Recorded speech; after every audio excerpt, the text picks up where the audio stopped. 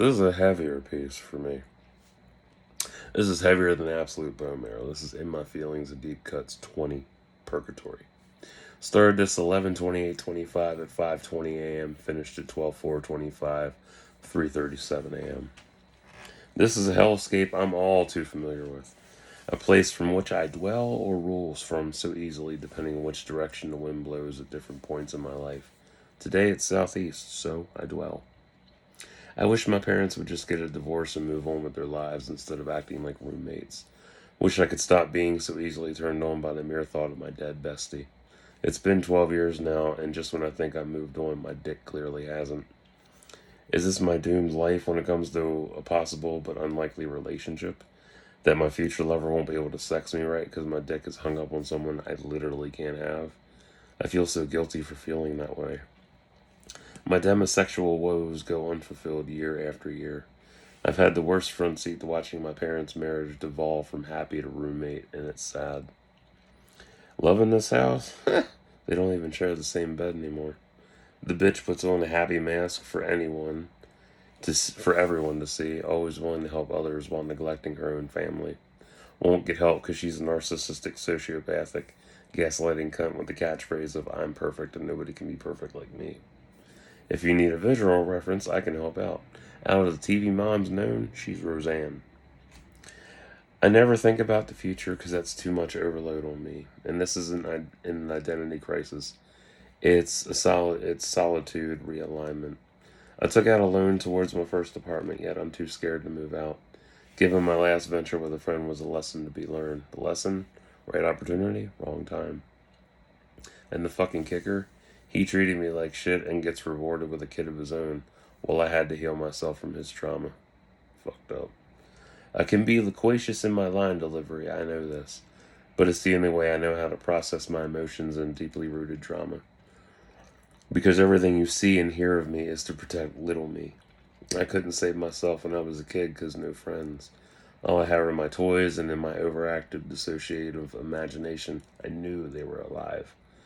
So when Beck threw them away at 13, citing I needed to grow up and no normal 13-year-old going into high school plays with toys, I was beyond hurt. You see, Mom, my amazing grandmother, who's also dead too, bought me most of them. So losing them was losing a part of her, and as I've gotten older, a large part of my soul has been destroyed. I did rebuild my collection, still missing some, but now I have a magnificent army that's only missing an HQ and some transportation.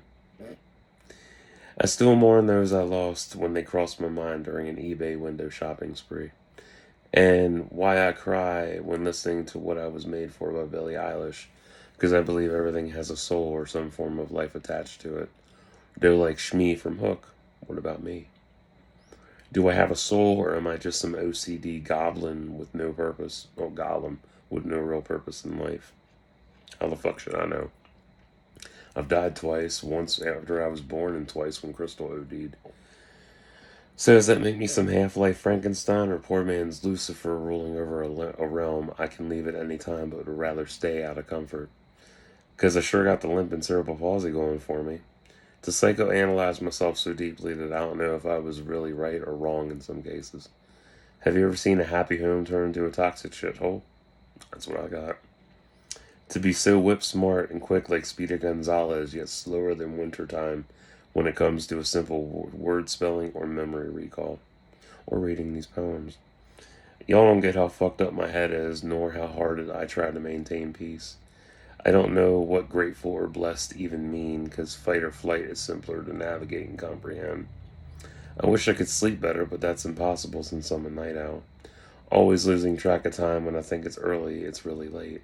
Or I get sidetracked binging random vids on someone's YouTube. Fucking hate it.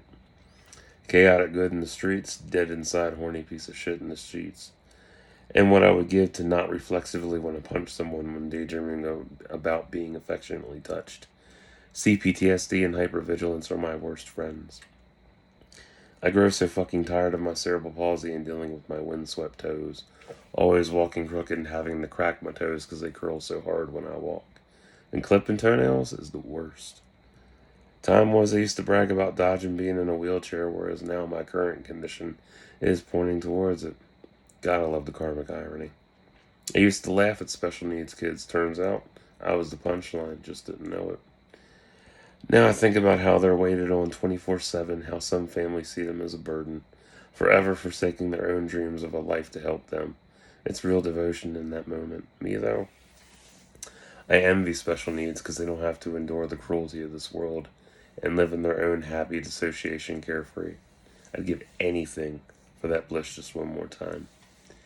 Because I miss being unaware, I miss being a kid, I miss my fucking toys. But here I am crying over a world that's dead and gone. Memories of it hidden away thanks to abuse I endured. With only old Polaroids to prove I lived there. But what happens when those Polaroids vanish? Does that make me a raving lunatic when I profess that they were real? Who fucking knows? While I dwell in purgatory, at least I have the key to unlock the door. Most people get so lost in here that they forget why they came in, or what happened to them in the first place. There's some poor bastard right now, this very second, wondering which way they're supposed to go. I can't guide them because it's not my path to walk. They have to forge ahead and find their key. I'm not their key master. Nor an Indian spirit guide. I hope you learned something from this because if you didn't, I'm not giving a repeat performance. I come down here to cleanse my soul, build a wonderful pyre, and leave scorched earth in my wake. But I don't record it because I value your time more than my own. Because when we're all dead and gone, all that'll be left is the minutes and memories of being in this building, sharing the same microphone. That is magic in itself. And would you look at that? Wind's blowing northwest. Time for me to leave this place and try to live. TTFN. Don't be someone's slogan because you are poetry in motion. Yeah, this one was hard to write because I cried a lot writing this thing because it's a lot of pain. A lot of fucking pain. And just trying to sift through all my shit is hard. It really is, but I do it because I want to heal. You know, I don't want to be stuck in a fucking rut and unhealed like other dudes are, or other people in general, because they don't understand why it's important to heal or the concept of healing. So, next.